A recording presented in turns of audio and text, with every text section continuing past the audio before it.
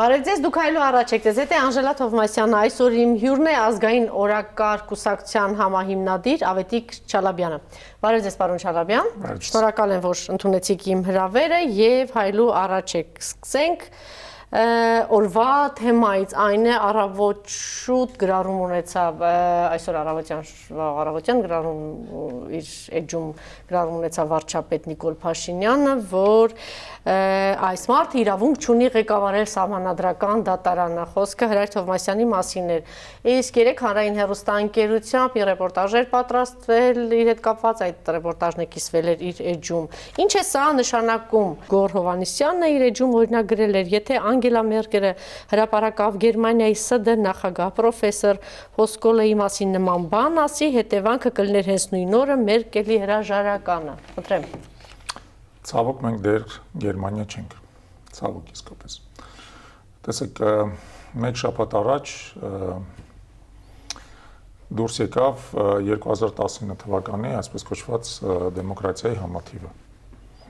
Դեմոկրատիայի համաթիվը գնահատում է երկրները ըստ ժողովրդավարության կամ դեմոկրատիայի զարգացման աստիճանի առավելագույնը 10-ը,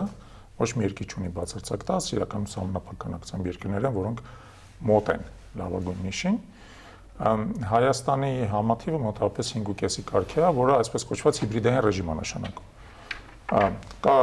4 մակարդակ, կա ժողովրդավարություն, կա ժողովրդավարություն թերություններով, հիբրիդային ռեժիմ եւ կա նաեւ ավտորիտար ռեժիմներ։ Ուրեմն Հայաստանը անգելա հիբրիդային ռեժիմներով, նույնիսկ ժողովրդավարություն չի թերություններով, այս պայդերությամբ։ Երբ որ նայում ենք համաթվի բաղկացուցիչները, տարբեր բաղկացուցիչները, որոշ բաղկացուցիչներով մենք կլինեինք, այսպես ասած, ժողովրդավարություն թերություններ, որոնք օրինակ ընտրական գործընթացը ստացել է 7.5 միավոր։ Դա համապատասխանում է ժողովրդավարություն թերությունները, օրինակ Ֆրանսիան էր գտնվում այդ բանի մեջ, հա, խմբի մեջ։ Բայց մենք համաթվում մի հատ կետ ունենք, որը կոչվում է քաղաքական մշակույթ, որը մեր մոտ ընդամենը 3.2 է։ Համացան համար ասենք, ձեզ Ադրբեջանը 3.8 կամ 70։ Դուք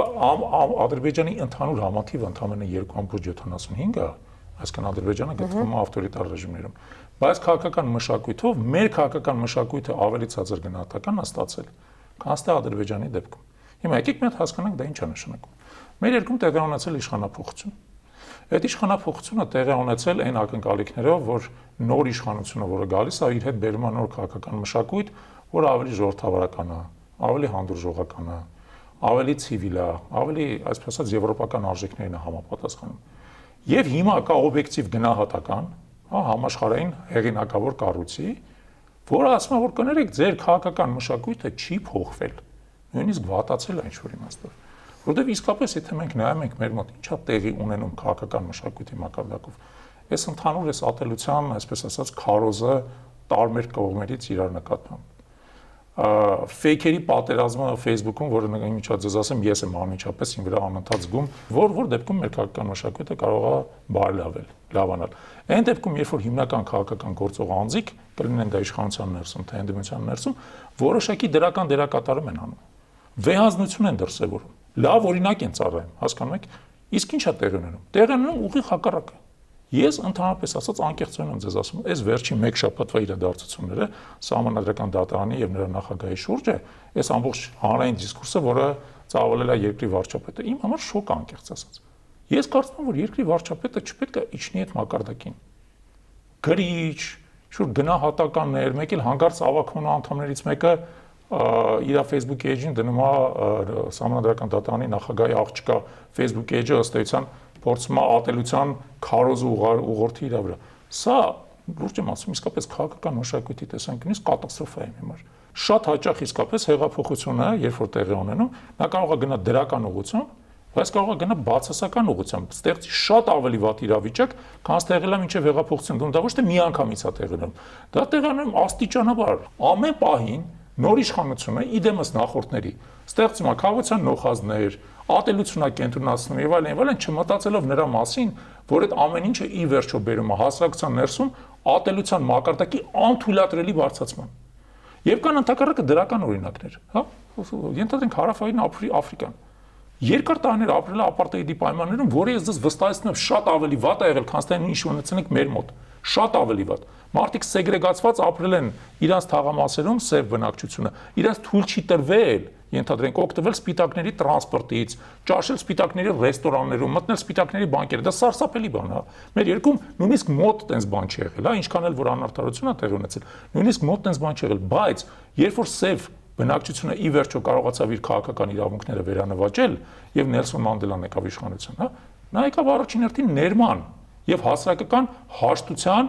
կոչով եւ այդ ուղերձով։ Եվ եկեք համեմատենք իսկապես էլի ինչ տեղ ունեցավ այնտեղ, համեմատենք նրանց ու տեսնենք ինչա տեղ ունենում մեր։ Տեսեք, MC տպավորությունն է, որ երբեմն մտասևեռում կա, մտասևեռում մարտի 1-ի թեմայի շուրջ, մտասևեռում մարտի 1-ի թեմայի հետ կապված այս կամ այն անձի շուրջ, հա, մտասևեռում նախագահի շուրջ, հետո այդ մտասևեռումը գալիս տարածվում է Սահմանադրական դատարանի շուրջ, չգիտեմ, այսպես, բայց կողքից էլ նաև կա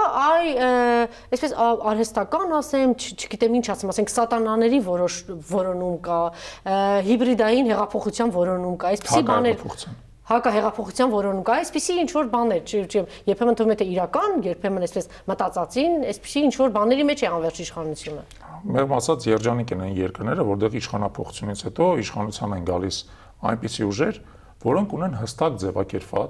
ձևակերպված հումանիստական օրակարգ։ Դրա լավ օրինակ Թավշի հեղափոխությունն է Չեխիայում, որը տեղի ունեցել 30 տարի առաջ։ Երբ որ իշխանության եկավ Վացլավ Հավելը, որը ինքը այլախոհ էր, որը նախորդ կոմունիստական իշխանությունից տուժած էր, բայց նա չեկավ ատելության քարոզով։ Նա ընդհակառակը եկավ հանրային համերաշխության քարոզով, ինչ որ իմաստով կարողացավ իր նախագահության օրոք, ինքը նաև լինելով ինչ որ իմաստով մշակույթի մարդ եւ այլն, իր գործունեությամբ նա կարողացավ այդ սուր եզրերը, սուր անկյունները հարթել։ Եվ ես հավատացնում եմ ձեզ, այն խնդիրները, որ ունեցել է Չեխիայի հասարակությունը այն ժամանակ, հաստատ պակաս չեն այն խնդիրներից, որ ունենք մենք հիմա։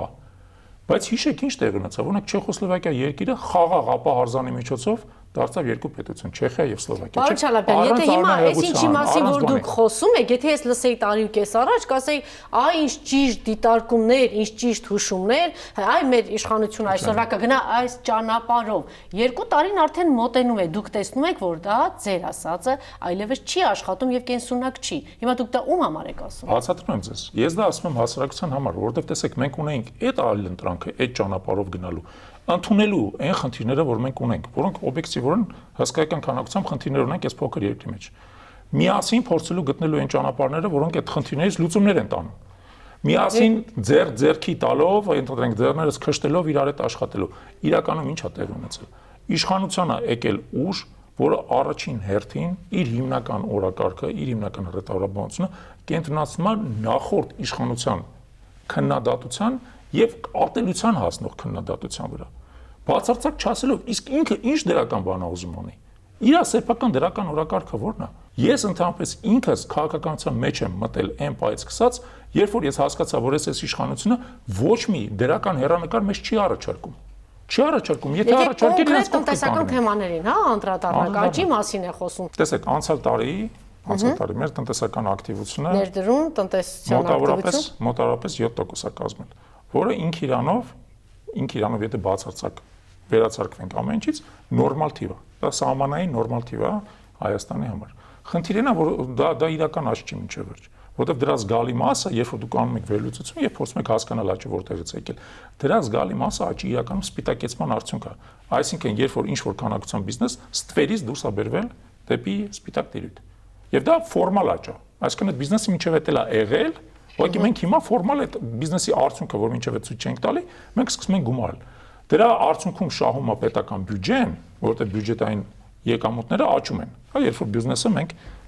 գորշ դաշտից բերում ենք սպիտակ դաշտ։ Բայց դրա հաշվին տեղ ունենում ուրիշ պրոբլեմատիկ խնդիր իրականում։ Մենք իրական աճը փոխարինում ենք թղթային նոմինալ աճով։ Հա, հիմա կշարունակվի այդ կարգի աճ այս տարի, որpիսի այս տարի այդպիսի աճ շարունակվի, այդ կարգի աճ 7% եւ ավել, իսկ դա նվազագույն անհրաժեշտությունն է Հայաստանի համար։ Անցյալ տարի պետք է Հայաստանում ներդրումներ տեղի ունեցած լինեին։ Հիմա ես ձեզ օֆիցիալ թիվ եմ ասում, դա առաջի 3 քառորդների տվյալներով, որովհետև ամբողջ տարվա տվյալները դեռևս մեզ ամեն դեպս հայտնի չեն, գուցե իշխանությունները դրան գիտեն։ Մենք ունեցել ենք աննախադեպ ցածր ներդրումային ակտիվություն։ Մեր վարչապետը սիրում է աննախադեպ բառը։ Ես հիմա ուզում եմ կրկնեմ, աննախադեպ ցածր ներդրումային ակտիվություն ենք ունեցել երկրում։ Թե ինչ պատճառով, ինչու եւ այլն, դրա մասին կարելի է երկար խոսել, բայց եթե ձեր ներդրումային ակտիվությունը ցածր է շատ, դուք չեք կարող ակնկալել, որ ձեր տնտեսական աճը անընդհատ երկար կշարունակվի, որովհետեւ որպեսզի աճ լինի, պետք է ներդրում լինի։ Ոստի օրինակ դա խնդիրներից մեկն է, որ իմ համար մեծ մտահոգություն է, որովհետեւ մենք հիմա ունենք բացված շատ հաջող պատուհան լավ տնտեսական զարգացման համար, Ռուսաստանում հիմա տնտեսական որոշակի աշխուժություն է նկատվում։ Նավթային եւ այլն շուկաները կայունացել են, ենթադրենք արժույթային շուկաները կայունացել են, Հայաստան կա գիտենք բոլորս կա բավական մեծ քանակությամբ ֆինանսական ներհոսք, բայց այդ ֆինանսական ներհոսքը չի դառնում ներդրում, դա խնդիրը։ Ֆինանսական ներհոսքը չի դառնում ներդրում։ Բանկերը փող են վերցնում, ենթադրենք տալիս են սպառողական վարկեր։ Եվ այդ մարդիկ այսօր երբ որ սպառողական վարկ ես վերցնում, գնում ես ենթադրենք ես սառնարան ես առնում կամ հեռուստացույց ես առնում կամ բան։ Հետո ինչպես ես փակելու, եթե նոր աշխատատեղ չի առաջանում։ Եթե մարդկանց վարձատրությունը չի բարձրանում։ Մենք ասում ենք 7% տնտեսական աճ, բայց մարդկանց վարձատրությունը բարձրացել ընդամենը 5%-ով, միջին հաշվով։ Դրանից 2.5%-ն էլ գնաճն է։ Այսինքն իրական վարձատրությունը ընդամենը 2.5%-ով, որտեղ են այդ բանը տնտեսական աճը, ուր է գնացել։ Հասկանում եք, այսինքն մենք իրականում անցյալ տարվա տեսանկյունից չենք ստեղծել այն նախադրյալները, որ այդ ներդրումները կայուն լինեն։ Կայուն, երկարաժամկետ եւ համապատասխանաբար բերեն տնտեսական աճի եւ բարեկեցության աճի։ Նկարագրեցին որտեղից է ավտոներկրումներ, այդ հարցում են մենք կանգնեցին կարծես թե փաստի արչեւ։ Կանգնելու ենք փաստի արչեւ, թե ոչ, խոսքը Ղազախստան ներմուծված մեքենաների մասին է։ Տեսեք, ես շատ կուզենայի, որ մենք ոչինչ փաստի արչեւ չկանգնեինք, շատ կուզենայի, որովհետեւ մեր մարդիկ են բոլոր դեպքերում մեր համակարգացիներն են ձև են գտել այդ միջոցները աշխատելու, իրականում դա մեջ բավական մեծ միջոցներ է գնացել եւ ես բոլորովին չի ուզենա, որ դա բերի հետադարձ խնդիրներ, ընդհակառակը լավ կլինի, որ մեր կառավարությունը հիմա մտածի Ղազախստանի հետ ինչպես է այդ խնդիրները լուծում, որովհետեւ մենք իսկապես կարողանանք այդ ոնց որ առաջացած կնճիռը հաղթահարենք, հա, բայց կարևոր խնդիրը հետեւյալն է։ Եթե մենք ունեցել ենք մի տարվա ընթացքում պատուհան մաքսային օրենսդրության, այսպես ասած, հնարավորություններից օգտվելով մի հատ բիզնես անել միաժամանակ է, դա չի նշանակում, որ դա տնտեսական աճ է։ Որտեվ հասկանալ է, որ այս տարի արդեն այդ բիզնեսը չի լինելու, գիտենք, փակվել է, պատուհանը փակվել է։ Այ ինչի հաշվին է երկիրը շարունակելու աճել եւ զարգանալ, այ այսօր պետք է հանրության ներսում դիսկուրսը դրա մասին լիներ։ Իշխանությունը դրա մասին պետք է խոսեր, ոչ թե պետք է խոսեր վերամբարձ տնտեսական հեղափոխության մասին, որ ակնհայտորեն տեղի չի ունեցել, այլ պետք է ասել տնտեսության ողջ ուղերում, ինչ ներդրումներ, ինչ երկրների հետ, ինչ է ինքը անում որպես մասին կարելի է խոսել, եթե դատա իրավական համակարգի հետ կապված, մենք տեսնում ենք ինչ է տեղի ունենում։ Շատ լավ հարց եք բարձրացնում, տեսեք։ Եթե ես ներդրող եմ, հա, եւ ես ներդրողը չեմ, որ գալիս եմ իշխանության ջեբը փող եմ դնում, իր հետ անձնապես պայմանավորվում եմ ու գնում եմ, ասենք թե ինձ ինչ որ մի հատ գործունեությամբ եմ դնում։ Ես նորմալ ցիվիլ ներդրող եմ քաղաքակիրթ։ Ես նայում եմ այս տարածաշրջանի քարտեզին ու ասում եմ, որ երկրում եմ ես ուզում աշխատեմ, որ երկրին ես պատրաստ եմ վստահեմ իմ միջոցները։ Ես կվստահեմ իմ միջոցները այն երկրին, որը մի կողմից ունի շատ թե քիչ կայուն ինստիտուտներ, որոշակի ժողովրդավարության մակարդակ, որոշակի ներքին կայունություն, ներքին վստահություն եւ այլն։ Հիմա եթե ես այդ տեսանկյունից նայում եմ Հայաստանին, նույնիսկ եմ ասում 1 տարի առաջ մենք ունեինք լավ նախադրյալներ դրա համար, հա, որովհետեւ կար դրական անկալում, հիշեք, որ էկոնոմիստը Հայաստանը հռչակել էր տարվա երկիրը, հիմա 1 տարի անցել ու այդ 1 տարին իմ կարծիքով վատնված է։ Մասնարարպես հենց այդ պատճառով, որ էտել եմ ուզում ձեզ հիշեցնել, վարչապետը 1.5 տարի առաջ հայտարարեց բոլորին, որ ես երբեք ոչ մի դատավորի չեմ զանգելու, որ ես նախորդ իշխանության պրակտիկան դատական իշխանությունների վրա ճնշման դադարեցնելու եմ։ Հիմա այս գրառումը, այսպիսի գրառումը ինչ է նշանակում, որ դուք իրավունք չունեք, հա, լինելու։ Այո, դա նշանակում է ճնշում։ Եվ ես պարոն Փաշինյանին ուզում եմ հիշեցնեմ հենց դրա մասին։ Պարոն Փաշինյան, 1.5 տարի առաջ դուք խոսք եք տվել դատական իշխանության վրա ճնշում չգործադրեք։ Բարի եղեք ձեր խոսքը պահեք։ Մենք ձեր խոստումները հիշում ենք, եւ ոչ թե մենք, շատերն են հիշում։ Եվ եթե ես ներդրող եմ, նորից եմ ասում, ես ուզում եմ տեսնել այդ երկրում նորմալ գործում է դատական համակարգը, թե չէ, թե կարող է փլվի, թե կարող է փլվի իսկապես։ Բա որ դատական համակարգը փլվի, իմ ներդրումները ով է պաշտպանելու։ Ինչ է կարծում, այս հարցակումը Սահմանադրական դատարանի վրա ինչով է պայմանավորված, իսկապես այդ սեփականաշնորհման վերաբաշխում է լինելու, հա, երկրում գումար չկա, ներդրումներ չեն լինում, իսկ ինքը դեռ տարի ու կես առաջ Եվրոպայում հայտարարեց, ասես կգնամ գրպաններից, նկուղներից, չգիտեմ ինչերից կանեմ։ Գուցե այս ճանապարհով պիտի գնալ Սահմանադրական դատարանը վաղը խանգարելու է Արցախի հիմնախնդիրն է, Ստամբուլյան կոնվենցիան է, ինչն է, թե ուղղակի այսպես մտածելվեռում է բոլորի ամեն ինչ պիտի այս երկրում իմ ասածով լինի, եւ ես որոշել եմ, որ այս մարդիկ չպիտի այնտեղ լինեն, ասենք Վահե Գրիգորյանը լինի կամ չլինի։ Ինչով է պայմանավորված։ Իրական խնդիրը մի քանի մասից է բաղկացած։ Նախ ժողովրդավարական երկրում իշխանության տարբեր մարմինները փոխադարձ զսպումների եւ հակակշիռների ֆունկցիա ունեն։ Արդեն Հայաստանում լուրջ չի դրա մասի խոսերը։ Ներողություն, թույլ տվեք ավարտեմ։ Սահմանադրական դատարանը մեր սահմանադրությամբ ունի շատ հետաքրքիր ֆունկցիա։ Նա ոչ գործադիր, ոչ օրենսդիր, ոչ էլ դատական իշխանության մարմին է։ Նա մարմին է, որ ունի բացառիկ իրավասություն ապահովելու սահմանադրության պահպանումը եւ սահմանադրության գործողությունը երկրում։ Դա ունիկալ ֆունկցիա, այսինքն սահմանադրական դատարանի դատարանները չեն մասնակցում ենթադրենք անմիջական դատական process-ներին։ Նրանց խնդիրը սահմանադրության գործողությունը ապահովելն է, հա, եւ դա ունիկալ բան է, որովհետեւ օրինակ, եթե դուք միջազգային պայմանագիր եք կնքում կամ միջազգային կոնվենցիա, եւ այդ միջազգային կոնվենցիան հակասում է մեր սահմանադրությանը, դա սահմանադրական դատարանի խնդիրն է ֆիքսել դա եւ արգելափակել օրինակ այդ կոնվենցիայի կիրառումը։ Ես հիմա ուզում եմ ձեզ հիշեցնեմ հետեւյալը, եւ եթե դուք հետեւել եք մեր կուսակցության գործունեությանը, մենք դրա մասին անցյալ տարի արեցինք կլոր սեղան եւ մենք ունենք Բուլղարիայից պատգամավորներ, որոնք եկան եւ պատմեցին թե ինչպես իրենց երկրի տարածքում Սահմանադրական դատարանը, որը կոչվում է իրանց մոտ գերագույն դատարան, արգելափակել է Ստամբուլյան կոնվենցիայի գործողությունը, որովհետեւ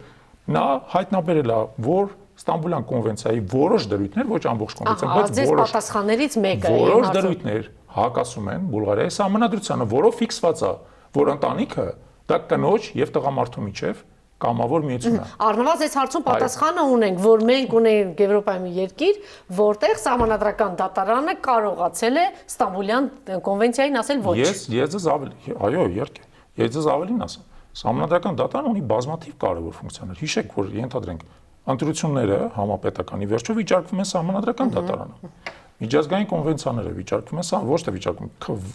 դիտարկվում են, հա, որովհետև դա ստանդարտ process-ի մաս է։ Այստեղ միջազգային կառավարությունը, եթե օրենքները կառավարությունը կարող է ընդունել, ապա միջազգային պայմանագրերի դեպքում նա պարտավոր է ներկայացնել, պարտավոր է։ Այսինքն սահմանադրական դատարանը ունի կարևորագույն ֆունկցիաներ, կարևորագույն ռազմավարական ֆունկցիաներ։ Եվ ես չեմ զարմանում, որ այս մարդիկ, որոնք այս ցածր քաղաքական մշակույթի տեր են, փորձում են իրենց վերահսկողությունը հաստատել սահմանադրական դատարանի նկատմամբ։ Ընդ որում օգտագործում են իմ կարծիքով շատ էժանագին հիմնավորում, շատ էժանագին։ Ես տեսնում եմ, այդ անդադ ես կարդում եմ ստատուսների մեջ, որ այս սահմանադրական դատարանի դատավորները նախկինում բազմաթիվ անգամ կեղծված ընտրություններ են քողարկել, կեղծված ընտրությունները չեն վիճարկել եւ այլն։ Իդեպ 96 թվի մասին խոսեց, հետո շատ ճիշտ նկատել են, դե դեպքում ինչու չեք անդրադառնում ընդհանրապես 96 թվին։ Տեսեք, հիմնական փաստարկը, որ բերում են, դա նա է, որ սահմանադրական դատարանը նախորդ իշխանության օրոք իրեն վարկաբեկել է։ Մասնապես, որտեղ ինչ որ քանակությամբ կեղծված ընտրություններ, սահմանադրական դատարանը արդյունքները չեղալ չի ճանաչել։ Հիմա ես ուզում եմ ասեմ հետևել եկեք հասկանանք մենք ճիշտ հասցեատեր ենք վերցրել այս խնդրի համար թե չէ վերջի անգամ երբ որ ընտրությունները են վիճարկվել սահմանադրական դատարանում եղել է 2013 թվականի նախագահական ընտրությունները որովհետև 17 թվականի խորհրդանական ընտրությունները ընդունվել են ընդդիմության կողմից այն ընդդիմության որ այսօր եկել է իշխանության Նիկոլ Փաշինյանի ասեք այդպես իրենց կողմից այո ընդունվել են այսինքն չեն վիճարկվել հիմա եկեք մի հատ հասկանանք սահմանադրական դատարանի որ անդամներն են որոնք 13 թվականին պաշտոնավարել են Իսկ որ անդամներն են, որ դրանից հետո են արդեն սկսել պաշտոնավորել, եւ որ ըստ էության արդարացված չի, ընդհանրապես այդ մեղադրանքը իրենց հասցեագրել։ Եվ եթե նույնիսկ 13 թվականն ենք վերցնում, 13 թվականում անդիմությունը իդեմս ժառանգություն կուսակցության դիմել է սահմանադրական դատարան, բայց հայտնի է փաստը, որ ժառանգությունը բավարար քանակությամբ այն ժամանակ փաստագրական ապացույցներ չի ներկայացրել։ Նույնիսկ ժառանգությունն է դա ընդունում։ Որ ինքը չի հավաքել այդ ապացույցները, որտեղ համարել է որ նրանք միայնունա բավարար հիմք չեն կարող հանդիսանալ, բայց դա դառնում է հավի ու ձևի պատմություն։ Հավի, ես ձեզ ուզում եմ հիշեցնեմ նաև իմիջած ոչ թե պաշտպանություն սահմանադրական դատարանի, բայց որովհետեւ մինչև վերջ արդարացի լինենք։ 2003 թվականի նախագահական ընտրությունից հետո սահմանադրական դատարանը ընդունել է որոշում, որով փաստել է, որ ընտրությունների արդյունքները հավաստի չեն եւ ճիշտ կլինի անցկացնել վստահության հանրակրվե։ Հիշում եք դրա մասին։ Այդ ժամանակ սահմանադրական դատարանի նախագահ Գագիկ Հարությունյանը։ Դա ունիկալ բան է, որ մտածենք։ Սահմանադրական դատարանը փաստորեն ասել նորից է պետք ընտրություն անցկացնել, որտեղ ընտրությունների արդյունքները արժանավահ չեն։ Բայց դա էլ մերժեց, ասեց 96 թվականին այսպիսի ընտրություններ է եղել, դա հաստատել է սահմանադրական դատարանը, եւ իրեն էլ ասեցին, դե եթե այդպես է եղել, ապա դուք ինչպես եք, հետո հա, այդպես կեղծած եւ այդ իշխանությունների սահմանադրական դատարանի կողմից հաստատված այդ իշխանություններին 2008 թվականին իդեմս Լևոն Տեր-Պետրոսյանը ինչպես է պաշտպանել Նիկոլ Փաշինյանը։ Մենք ընդհանրապես գալիս ենք ֆունդամենտալ խնդրի եւ ես փորձում եմ այդ խնդիրը ձևակերպել։ Կամ մենք ասում ենք, որ մենք ապրում ենք եղած համանadrության տրամաբանությամբ Բայց ընթացս այդ սահմանադրությունը փոփոխությունների են ենթարկում։ Օրինակ, սահմանադրական փոփոխությունների նոր նախագիծ ենք հիմա մշակում, անցկացնում ենք հանրակրվե, ստանում ենք ժողովրդի քվեն, փոփոխում ենք սահմանադրությունը դրա համար, որպեսզի եղած սահմանադրության այն ձևախեղումները, որոնք առաջացել են, դրանով շտկենք, բայց մնանք սահմանադրական տրամաբանության մեջ։ Եվ դա շատ կարևոր է, եւ ես դրա ջատագովն եմ։ Որովհետեւ մենք խնդիրներ ունենք սահմանադրական դատարանի հետ, եկեք սահմանադրական փոփոխություններով այդ խնդիրները լուծենք։ Ոչ թե սա վերածենք, այսպես կոչված ճակերտներով քուչի կռվի։ Եվ կա երկրորդ տրամաբանությունը, որ մենք փորձում ենք գնալ ավտորիտար իշխանության վատթարագույն ավանդույթներով, վատթարագույն ու օգտագործենք պետության ուժային մեքենան, կլինի դա ՀՔՑ-ն, ԱԱԾ-ն, ոստիկանությունը եւ այլն, անհատ վերցված մարդկանց վրա, սահմանադրական դատարանի նախագահի կամ դատավորների վրա անհատականացված ճնշում գործադրելու համար։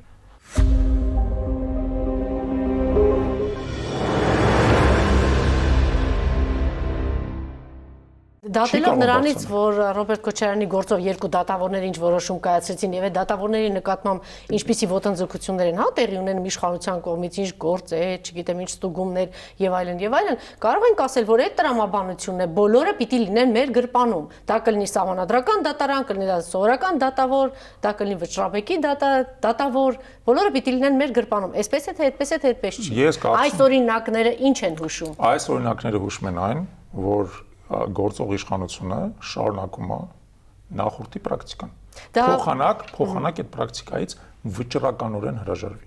Եվ ես հասկանում եմ, որ վճռականորեն հրաժարվելով նախորդ իշխանությունների պրակտիկայից նա կարող է ընթացիկ որոշակի կորուստներ կրի, բայց փոխարենը նա մեր բոլորի համար ճանապարհ կբացի, որովհետեւ երկիրը զարգանա ժողովրդական ճանապարհով, որովհետեւ դրա հակառակը, եթե կարելի է միտքս հաղորդեմ, դրա հակառակը հետեւյալն է, որ աստիճանաբար այս իշխանությունը կկրկնի բոլոր այն սխալները, որոնք եղել են նախկինում, եւ կստանա բոլոր այն արդյունքները, որոնք եղել են նախկինում։ Եվ ի վերջո կհեռանա նենց, ոնց որ միջև իրան հեռացել է նախորդ իշխանությունը։ Եվ այս իշխանությունը դա պետք է հասկանա։ Նա պետք է հասկանա, որ այն վստահության քվեն, որ ինքը ստացել է, ոչ անսպառ է, ոչ էլ հավերժ է, այդ վստահության քվեն պետք է արդարացնի։ Մենք սոցիոլոգիական հարցումներ ենք անցկացնում եւ մենք տեսնում ենք, թե իշխանության վարկանիշը ինչպես է ամեն հարցման հետ զուգահեռ ընկնում։ Օբյեկտիվ, մեզ պետք չի որ կողքից մեկը ասի, որ մենք դրան հավատենք։ Պարոն Չալաբյան, բայց եթե հիշում եք այս խտացված ագրեսիան սահմանադրական դատարանի դեմ, իշխանության մոտ հատկապես սրվեց աշնանը, երբ որ սահմանադրական դատարանը երկրորդ նախագահի հետ կապված որոշակի որոշում կայացրեց եւ դիմեց նաեւ Վենետիկի հանձնաժողով։ Գուցե դա այդպես է եւ գուցե նաեւ մի քիչ զուգադիպում է, որովհետեւ իրականում խնդիրը ինձ թվում է ավելի մեծ է։ Նախ երկրորդ նախագահի հետ կապված ես դες ասեմ, իսկապես կա իրավական գոյություն ունի իրավական կազուս։ Եվ պատահական չի, որ Վենետիկի հանձնաժողովը նույնիսկ չկարողացավ միանգամից այդ հարցին պատասխանել, այլ ստեղծում է առավել հեղինակավոր իրավաբաններից բաղկացած մարմին, որպեսզի այդ հարցը քննվի, որովհետեւ այդ հարցը պարզ հարց չի։ Դա միայն երկրորդ նախագահի հարց չի։ Դա ընդհանրապես ասած խնդիրը հետեւյալ կերպ է ձևակերպված, որքանով է բարձրագույն պաշտոնատար անձը պատասխանատվություն կրում իր լիազորություններից հետևող գործողությունների համար, որտեղ է անցնում սահմանը։ Հարավային Կորեայում երկու նախագահներ իրենց պաշտոնավարության ավարտից հետո դատապարտվել են եւ ստացել են ցմահ դատավճիռներ, պատժամիջոցներ։ Հետո նրանց ներում է շնորհվել։ Բայց ինքը դատարանը նրանց նկատմամբ ցմահ ազատազրկման որոշում է իրականացրել այն գործողությունների հետ կապված, որոնք իրանք իրականացրել են իրանց պաշտոնավարման ընթացքում, որովհետև այդ դատարանները որոշել են, որ այդ գործողությունները չէին բխում իրանց պաշտոնական լիազորություններից եւ գերազանցել են իրանց պաշտոնական լիազորությունները։ Հետո իրանք ներում են ստացել եւ հիմա ազատության մեջ են։ Մի երկու օր առաջ տեսանք ոստիկանությունը բերման ենթարկեց, խնդրեմ ձեր գնահատականը, նաեւ տեսակետ կա, որ այս ամեն ինչը արվեց, որպեսզի բուն թեմաներից շեղեն այնտեղ հանդիպումը պիտի կայանար, արտգործնախարարների հանդիպումներ, այսինքն մենք կոչում էին դա հանդիպում, բայց իրականում 6-7 ժամ դժվար թե դա հանդիպումներ, այդտեղ բանակցություններ էին, սահմանադրական դատարանի շուրջ այս զրույցներն էին գնում, երբեմն абսուրդի հասնող, հայտարարություններ։ Դուք էլ եք այդ կարծիքին, թե սա վախի մթնոլորտ կամ ինչ-որ բան ցույց տալու քայլ է իշխանության կողմից։ Ճիշտ ասած, այդ մի քանի բերման ենթարկումը, որը եղել է հունվարի 28-ին, իմ գլխում ընդհանրապես ոչ մի տրամաբանության մեջ չեն տեղավորվում։ Ընդհանրապես ոչ մի տրամաբանության մեջ չեն տեղավորվում։ Ասֆալտ փռեցին, հետո էլ ասֆալտին փռեցին։ Որովհետև, չէ, տեսեք, բացատրեմ։ Նախ սկսենք նայած, որ դա մեր բանակի օրն է։ Մեր բանակի օրն է։ Դա մեր համար տարվա լավագույն, կարևորագույն, ամենասիրելի, ամենահարազատ տոներից մեկն է։ Դա համաժողովրդական տուն է։ Եվ հենց օրվա ընտրությունը իմ համար ընդհանրապես ոչ մի տրամաբանության մեջ չի տեղավորվում։ Իմ մոտ նես տպավորություն կա, որ խնդիր ա դրել ինչ-որ մեկը, հենց բանակի օրը արժեզրկի։ Հենց բանակի օրը արժեզրկի։ Այդ մեկ, երկրորդը։ Ես կարող եմ պատկերացնել, երբ որ ինչ-որ մի մարդու բերման են, մի կոնկրետ մարդու բերման են ենթարկում, հետո բաց են թողում։ Բայց երբ որ օրվա ընթացքում 6 տարբեր մարդու են բերման ենթարկում, ընդ որում դա անում են ինչ-որ մի հատ շոուի միջոցով, շոուի, ասֆալտ փռել, ծերներ ոլորել եւ այլ, հետո բաց են թողում բոլորին։ Դա կարող է օրինակ պատահել ձեր հետ, դա կարող է հիմա այստեղից դուք դուրս գաք, ինչ-որ սխալ բան ասեք, ձեզ էլ կարող են ասֆալտին փռել, չի, դուք մտ կարող եք, չէ՞, ձեր մտքով կարող ասել, չէ՞ որ դա ձեր վրա կարող է ազդել։ Ես այդ օրը ժամանում եմ Երևան, ենթադրենք կինը զանգեց ինձ հարցրեց դրա մասին, ասաց նորմալ է քո մոտ ամեն ինչ։ Տեսնում եք։ Որտեվ բնական է ինքն էլ Դե դուք ասում եք ում վրա ազդեց, հիմա այդպես ազդում է։ Բայց եկեք հասկանանք հետեւյալը։ Ում վրա դա կարա դրական ազդի ընդհանրապես։ Իմ կարծիքով ոչ մեկի վրա, որովհետև դա ստեղծում է այն մարդկանց համար, որոնք ենթադրենք իշխանության ընդդիմադիր կողմն են, նրանց մոտ դա ստեղծում է ավելի շատ տենց սրում է իրանց, ես այսպես ասած, զգացումները ավելի վճռական եւ ավելի կոշտ է դարձնում, որովհետեւ հաստատ նրանք դրանից չեն նեղվել այդ ասֆալտի վրա մի անգամ պարկելուց եւ այլն, ընդհակառակը նրանց դիրքորոշումը դրանով ավելի է կարծրացել եւ իրանք լրացուցիչ լեգիտիմ ոնց որ փաստարկներ են ստացել։ Երբ որ սկսում եք երկու օր շարունակ հեգնել եւ ծաղրել վարչապետին եւ թիմակիցներին, գրչի պատմությունը, հետևից գրկելու պատմությունը եւ այլն, սա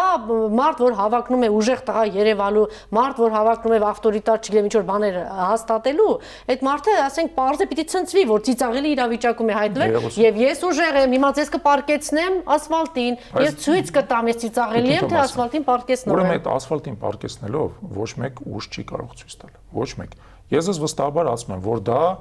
եթե դա իշխանություն, որտեղ ես չգիտեմ դա իշխանության գործողություններ, բայց եթե դա իշխանություն չի։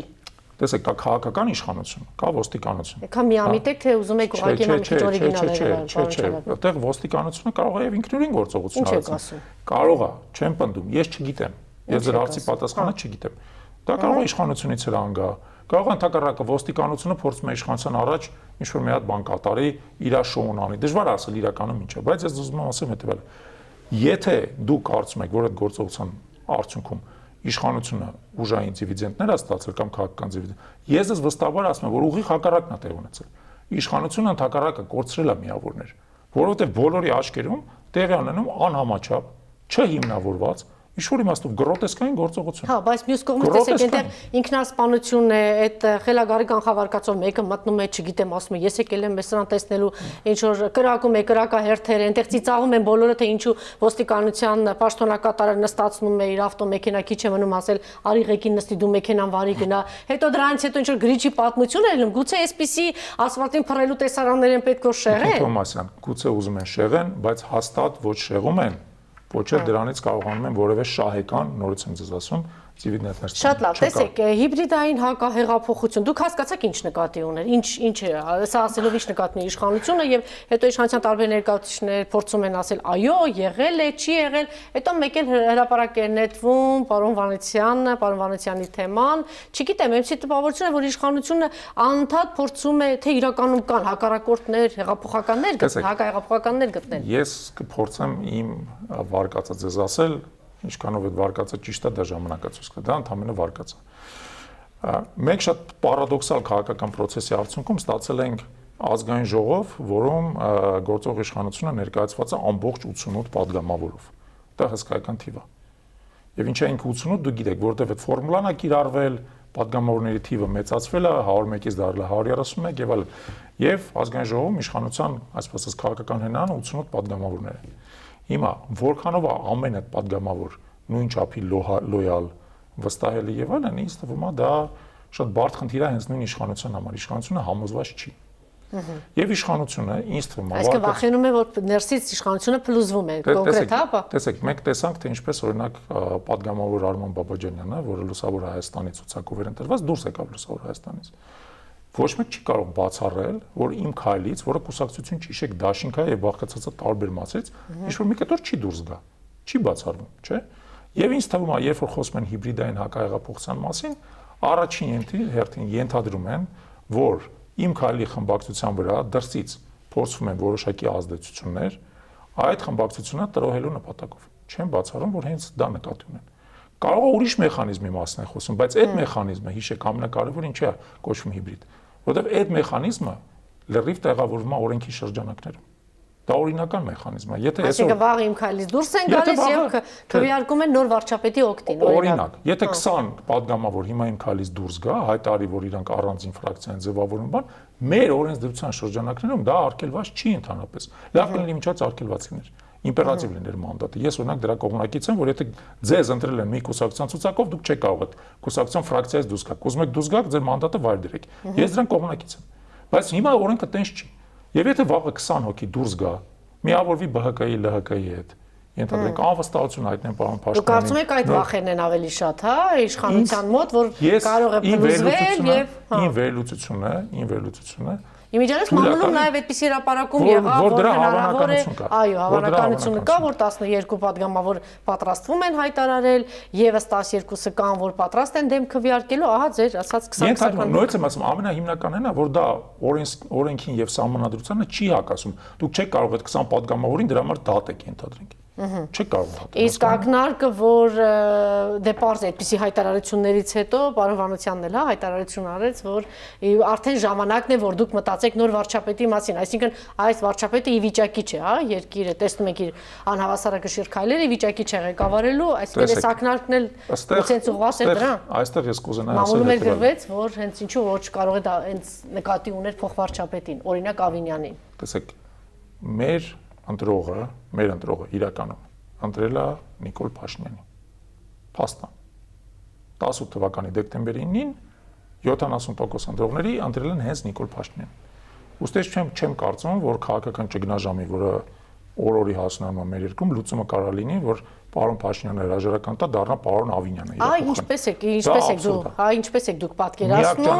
Երկրորդ նախագահն էլ, հա, իր հարցազրույցում ասել էր այս տարի կավարտվի նոր քաղաքական լանդշաֆտի ձևավորումը, ինչպես նաև կորոշվի օրակարգը, որն ունակ կլինի համախմբել քաղաքականապես ակտիվ քաղաքացիներին։ Բոլորն էլ հասկանում են, որ հասարակության մեջ էյֆորիան անցել է, սակայն նրա ուժեղ ճնշման տակ ձևավորված իշխանությունը մնացել խորհրդարանը, ինչպես եւ սպասում էր, հանդիսանում է կառավարության թերհաս կցորդ, որը ունակ չէ կատարել գործադիր իշխանության վերահսկման սահմանադրական գործառույթը։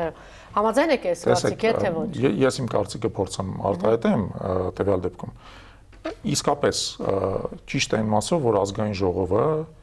դա իրական հակակշիռ չի գործող կառավարությունը։ Դա ակնհայտ է, եւ եթե դուք նայեք նաեւ սոցիոլոգիական հարցումների արդյունքները, ազգային ժողովի ռեյտինգը շատ ցածր է։ Իշխանության տարբեր մարմինների մեջ դա ամենացածրերից մեկն է այսօր։ Ուրեմն դա նոր ընտրված ազգային ժողովն է։ Երկրորդը, ամենայն հավանական, բայց մենք խորհրդարանական հանրապետություն ենք ըստ սահմանման։ Մեր սահմանադրությունը առայժմ փոփոխության չի ենթարկվել։ Ուստի, եթե քաղաքական ճգնաժամը շարունակի, այսպես ասած, սրվել, քաղաքական ճգնաժամից դուրս գալու ձևը, ես ուզում եմ հիշեցնեմ, տեսեք, մենք 18 թվականին ունենք քաղաքական ճգնաժամ։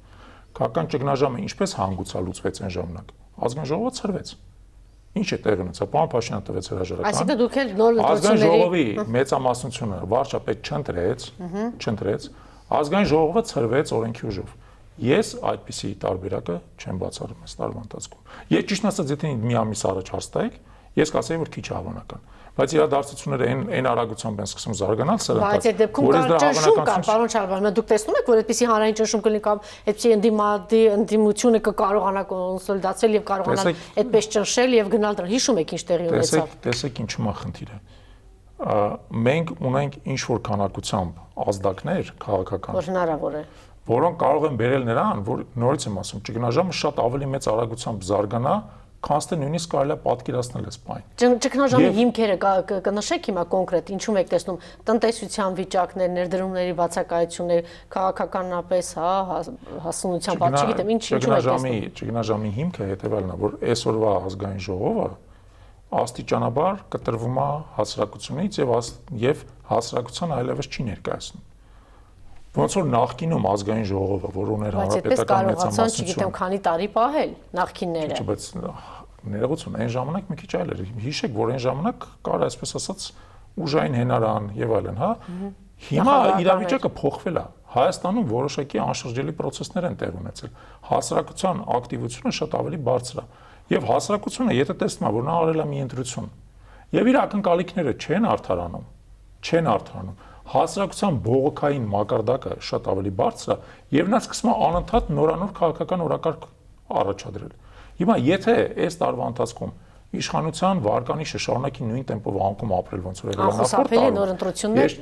այո, եթե նույն տեմպով անկում ապրի կամ նույնիսկ արագանա այդ անկումը, ի վերջո նույն իշխանությունը կհասկանա, որ իրավիճակը կարող է ներսից պայթի ավելի լավ է, ինքը նախաձեռնի, առանց նույնիսկ ընդդիմության ճնշման, ինքը նախաձեռնի նոր ընտրություններ, ինչի որպեսզի բալանսավորի իրավիճակը, հավասարակշիռ իրավիճակը, հասկանում եք։ Դուք ավելի լավ ունենաք, ասենք, մի քանի հատ ընդդիմադիր կուսակցություն ազգային ժողովի ներսում, իրանց բերեք եւ ինչ որ իմաստով իրանց այդ իշխանությունը կիսեք եւ պատասխանատվություն դնեք, որտեղ այս օրինակ ենթադրենք նույն հանրապետական կուսակցություն, նա վրա չկա ոչ մի պատասխանատվություն։ Դաշնակցության վրա չկա պատասխանատվություն, մեր վրա չկա ոչ մի պատասխանատվություն։ Հասկանում եք, ավելի լավ է նրանց վրա պատասխանատվություն դուք դնեք, որովհետեւ բոլորը գործեն, ձեռքները քշտեն ու գործեն ի բարօրություն երկրի։ Քանզի դուք դրանց բոլորին թողեք ազգային ժողովից դուրս ու քանի գնա ոնց որ այդ լարվածությունը աճի ազգային ժողովի եւ արտախորհրդանական ընդդիմության միջեւ։ Եվ դուք հասկանում եք, չէ՞ որ, ասենք, տեղի ունենում էլեկտորատի համախմբում ոչ թե խորհրդանում գործող ուժերի բացառությամբ երևի ԲՀԿ-ի բացառությամբ, այլ դրսում է տեղի ունենում։ Բայց ինչքան կարող է այդ վիճակը շարունակվի։ Դա նույն իշխանության եւ իշխող ուժի համար անհեռանկարային վիճակ է եւ ենթադրելով, որ մարդիկ նաեւ կարող են ռացիոնալ մտածել, ինչ որ բա իրանք պետք է նստեն այդ հաշվարկը անեն, ասեն, չէ, այս վիճակը մեծ ձեռնտու չի։ Եկեք այս լարվածությունը լիցքաթափենք։ Հիմա այսպիսի կտրուկ, այսպիսի քայլեր ինչով են պայմանավորված։ Հենց դրա, չգիտեմ, կանխազգացողությամբ իշխանության Նիկոլ Փաշինյան չի բացառում, որ այդ կտրուկ քայլերով պարոն Փաշինյանը փորձում է ոնց որ հետ շրջել այն ընթացքը, որը տեղի ունենում։ Բայց ես կարծում եմ դա բերում է ուղիղ հակառակ էֆեկտի։ Ընդհակառակը դա արագացնում է։ Դարագացումը, որտեղ եկեք հասկանանք, նորից եմ ձեզ ասում, ինչու՞մ է հասարակության ակնկալիքը։ Հասարակության ակնկալիքը մի քանի բանից է բաղկացած.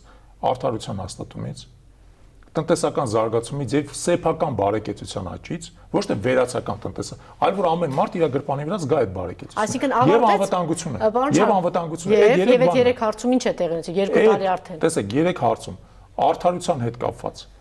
եղած ակնկալիքները միայն մասամբ են իրականացել, միայն մասամբ։ Եվ շատ մարդկանց, երբ որ դուք հարցնեք, իրանք ընդհակառակը տեսնում են ոնց որ հակառակ ընթացք։ Իրանք տեսնում են նոր վերնախավերի առաջացում այս պահին,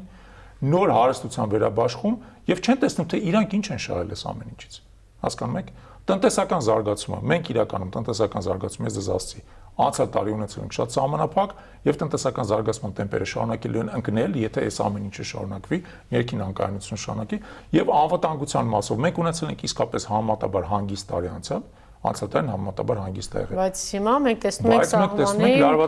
լարվածություն եւ